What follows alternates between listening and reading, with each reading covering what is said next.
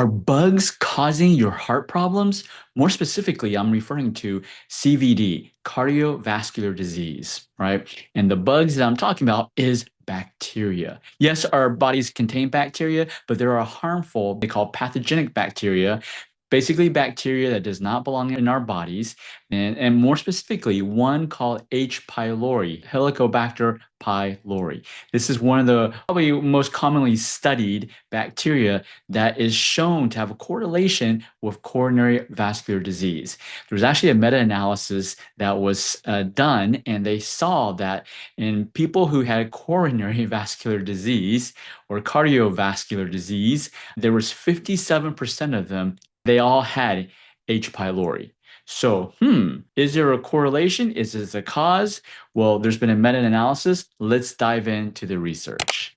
So this was a meta-analysis. It was done in 2025, published in the Clinical Microbiology and Antimicrobials. So what is a meta-analysis? First of all, it's not an actual study, like a laboratory experiment. It's actually analyzing other people's lab tests. Okay, so that's a meta-analysis. So it's compiling many research studies that have been done, gathering all the data and putting it together. Okay, this one specifically is Beyond the Gut, a comprehensive meta-analysis of H. pylori infection and cardiovascular complications. So CVD, cardiovascular disease, is not the only complications that this bug, this booger, okay, causes. It actually causes a lot more, similar to other bacterias, right? So a lot of chronic health conditions in the human body is triggered or caused by bacteria, right? And so this one specifically is H. pylori, but these bacteria can disrupt your immune system. And when they disrupt your immune system, they tend to, just think about it, if your immune system is disrupted, that means your immune system is not functioning properly. You are prone to develop autoimmune conditions. Here in the US, autoimmune conditions are on the rise, despite technology improving, so-called science improving, so-called drugs improving. None of it is decreasing the amount of autoimmune conditions. So that's for another topic. So that is, you got to kind of see, if everything is improving, why are all of these preventable diseases getting worse? That's for another topic, but let's come back to this. So we're going to go over the results of this meta-analysis. As always, first, I need to give you a disclaimer.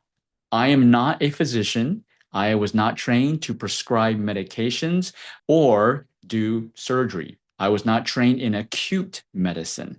I was trained in preventative and what I call restorative medicine. I was trained in traditional Chinese medicine, which is focused on using God's given natural resources from this earth to help our bodies restore its function, to heal itself so that it can function by itself like it was born to do. So let's get back into the research. So you can see this was suspected that H. pylori, this bacteria that doesn't belong in our bodies, it is known to induce chronic inflammatory conditions and interactions between the host immune system and pathogen. So chronic inflammatory conditions. So a lot of chronic problems that humans experience today, it is not because of a lack of medications in their body. It's actually because of real root cause. The real root cause is lifestyle, dietary habits, exercise habits, stress management habits. That is the root cause of all of human beings'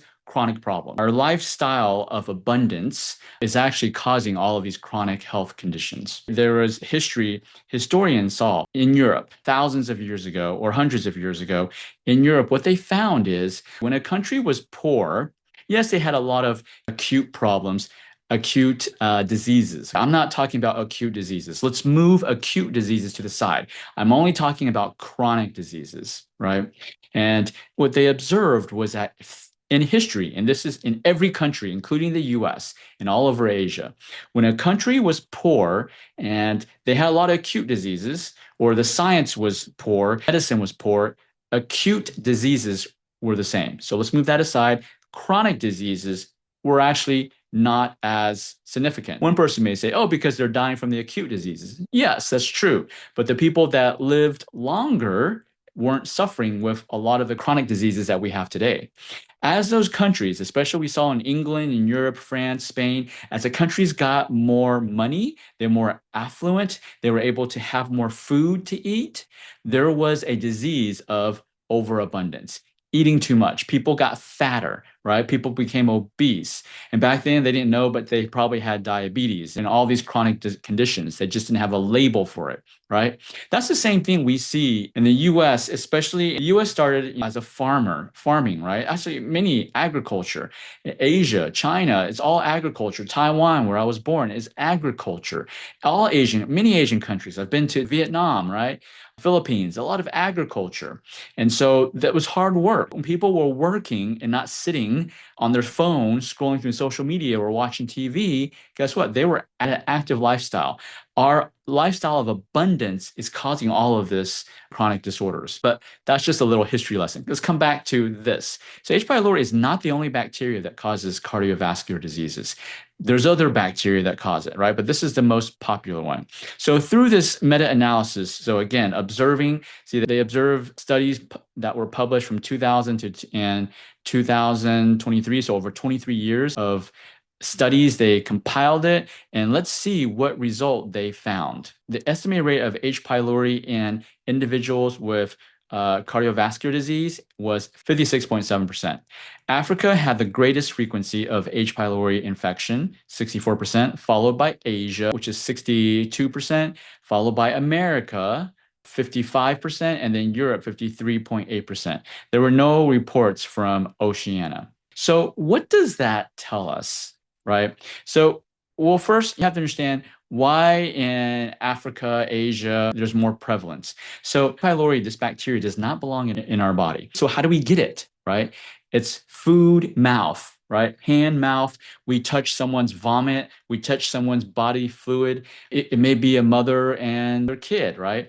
And so you touch someone else's body fluid, even maybe you're kissing someone who has H. pylori in their intestinal tract. That's how we get it. Right. So it's through whether it's a dirty dish, you go to a restaurant and they don't clean the server, the dishwasher, or they don't have a dishwashing machine, or they don't sanitize, or whatever.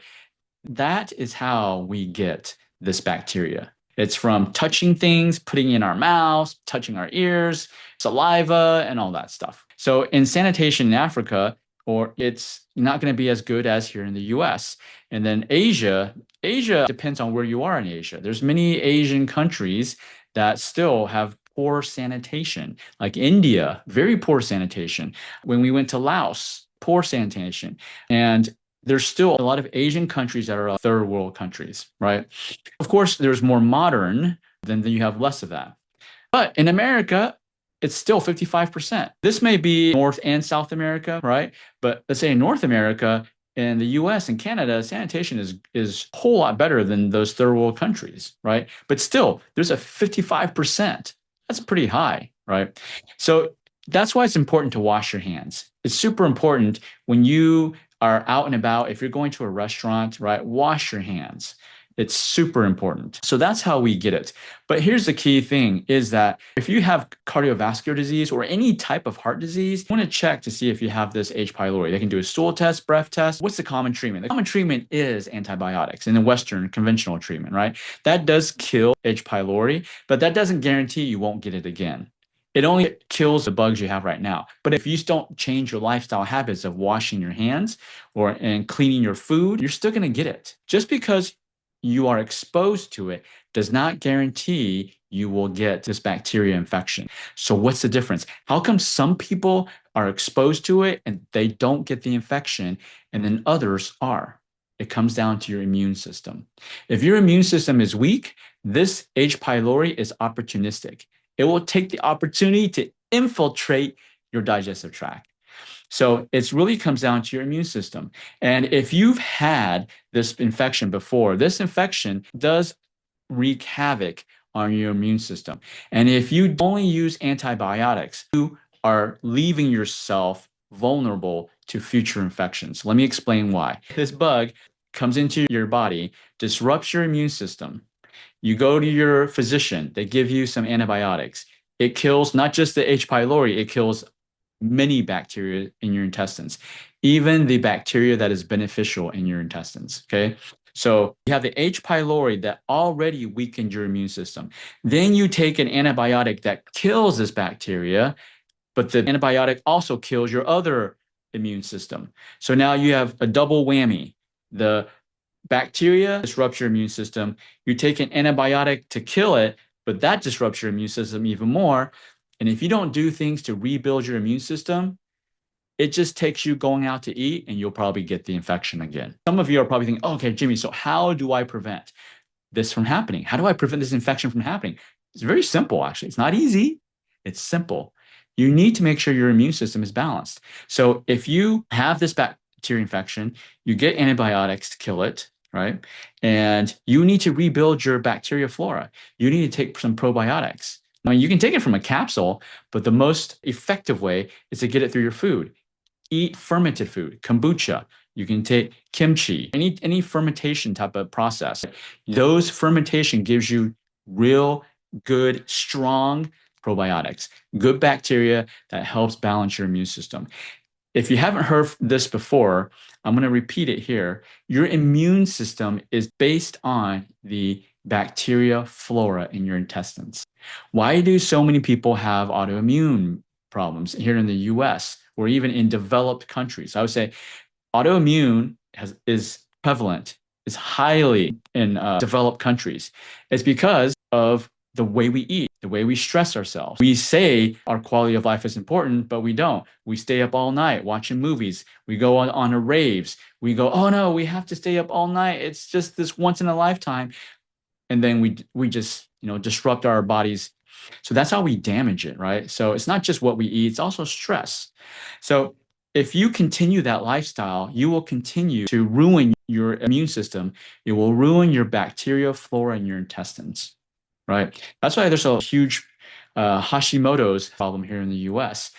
That is an abundance problem. It's not a lack of nutrients problem, although there are some, right? But it was caused by overabundance. Overabundance of food, of wealth, of laziness, not an active or maybe even too active lifestyle. People who just are like exercise, 2 hours every single day. That's terrible for your health. That's terrible for your immune system. So there's many things, but the purpose of this video is to show you bacteria can be causing a lot of cardiovascular disease. So how do you fix it? How do you prevent it from happening? You have to balance your immune system, means replenishing with the right probiotics, the right bacteria, so the right bacteria suppresses your bad bacteria.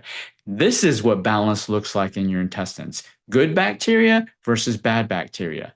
If your bad bacteria and your good bacteria are the same, that's not balance. Your immune system is about to break out, okay, giving you psoriasis, eczema, or any other type of autoimmune problems, right? Maybe even some type of neuropathy and so forth.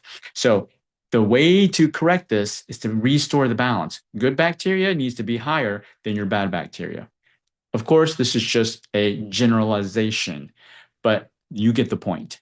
So eat those fermented foods to help replenish, rebuild, and that will help your cardiovascular disease as well. Because as I just showed you from the research, H. pylori is a contributor. If it's not the cause, it's one of the big contributors to your heart problems. So if you have heart problems, go look at your gut.